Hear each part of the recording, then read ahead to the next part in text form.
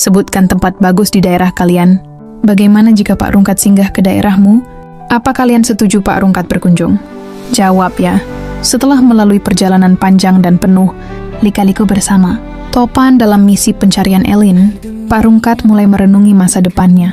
Mereka akhirnya tiba di Lombok, tempat yang tak hanya menyimpan petunjuk tentang keberadaan Elin, tapi juga keindahan alam dan pesona kehidupan yang berbeda. Saat senja mulai turun dan deburan ombak memeluk pantai Senggigi, Pak Rungkat duduk termenung sambil menyeruput kopi di warung pinggir pantai. Ia memandangi laut yang jernih dan langit yang perlahan berubah jingga, lalu menoleh ke arah Topan, yang sedang asik memeriksa peta lokasi terakhir Elin terlihat. Topan, kata Pak Rungkat pelan, kalau nanti kasus Elin selesai, aku mau cari masa depan di sini. Topan menoleh cepat. Hah? Maksudnya? Ya, masa depan yang bening, katanya sambil tersenyum dan melirik seorang janda cantik yang sedang bermain bersama anaknya di tepi pantai. Wanita itu bernama Mbak Rani, sosok tangguh yang pernah memberi info penting tentang Elin, tapi juga berhasil mencuri perhatian Pak Rungkat. Topan menghela napas. Bapak, jangan bilang Bapak jatuh cinta sama informan kita itu. Pak Rungkat mengangkat alis. Anaknya cuma satu, masih bisa kita rawat bareng. Aku udah capek hidup buat pelarian dan penyamaran. Sekali-kali hidup buat cinta nggak dosa kan? Topan hanya bisa geleng-geleng kepala, tapi senyum kecil terbit di wajahnya. Setelah semua kekacauan, mungkin memang sudah saatnya Pak Rungkat menemukan kedamaian dan masa depan yang bening di pulau yang damai ini. Tidak main lama, Pak. Rungkat lamar Mbak Rani dengan strategi detektif demi menambah anggota. Mencari Elin di Lombok, ini salah satu alasan Rungkat mendapatkan pasangan sekaligus Elin.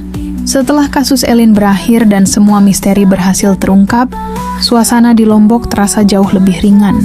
Topan memutuskan untuk kembali ke Jakarta, tapi Pak Rungkat, Tui memilih tinggal lebih lama, atau mungkin selamanya. Pagi itu, Pak Rungkat berdiri rapi di depan cermin, memakai jaket coklat andalannya, tapi kali ini dengan kemeja bersih dan bunga di tangan. Di kantongnya, terselip sebuah berkas investigasi spesial yang ia tulis sendiri. Bukti-bukti cinta Rungkat terhadap Rani. Ia tiba di warung kecil milik Mbak Rani, tempat biasa ia ngopi dan berpura-pura mencari petunjuk padahal hanya ingin melihat senyum sang janda. Pak Rungkat, tumben rapi banget, ucap Mbak Rani sambil tersenyum, menyuguhkan teh hangat. Pak Rungkat menarik napas dalam. Mbak Rani, saya bukan mau interogasi hari ini. Saya mau penyelidikan yang terakhir untuk hidup saya. Rani menaikkan alis. Maksudnya, Pak? Pak Rungkat mengeluarkan berkas dari dalam jaketnya. Ini bukti-bukti cinta saya ke Mbak. Sudah saya riset selama beberapa minggu. Dari senyuman Mbak tiap pagi, cara Mbak ngaduk teh, sampai suara ketawa Mbak kalau lihat saya tersedak sambal. Rani tertawa kecil. Halah, Pak. Dengan gaya dramatis, Pak Rungkat lalu mengeluarkan cincin sederhana dari saku jaketnya. Saya memang bukan orang kaya, bukan juga artis sinetron. Tapi saya bisa janji satu hal, Mbak. Saya akan lindungi Mbak dan anak Mbak seperti saya melindungi saksi kunci negara. Mbak Rani menatap Pak Rungkat lama. Lalu senyum itu muncul lagi. Kalau itu janjinya, Pak. Saya mau jadi saksi hidupnya Pak Rungkat, jawabnya lembut. Dan di hari itu, Lombok tidak hanya menyimpan cerita misi dan petualangan. Ia juga menyimpan kisah seorang detektif tua yang akhirnya menemukan cinta dengan sedikit strategi, banyak keberanian, dan sepenuh hati. Sore itu di Lombok, langit mulai berubah warna menjadi keemasan. Jalanan desa masih lengang, hanya suara jangkrik dan motor-motor lambat sesekali melintas. Di sebuah jalan kecil yang dikelilingi kebun pisang dan ilalang, Topan dan Pak Rungkat tak menepi, menyembunyikan motor mereka di balik semak. Dari kejauhan, tampak sebuah rumah besar bergaya kolonial di tengah-tengah kebun rindang. Tapi yang mencolok bukan arsitekturnya, melainkan keramaiannya. Topan berbisik. Ini rumahnya. Lihat itu, 6 bodyguard di depan pagar, 3 lagi di menara pengawas, dan 2 bersenjata di balkon. Pak Rungkat, loh, ini rumah apa benteng? Anak jenderal aja kalah penjagaannya.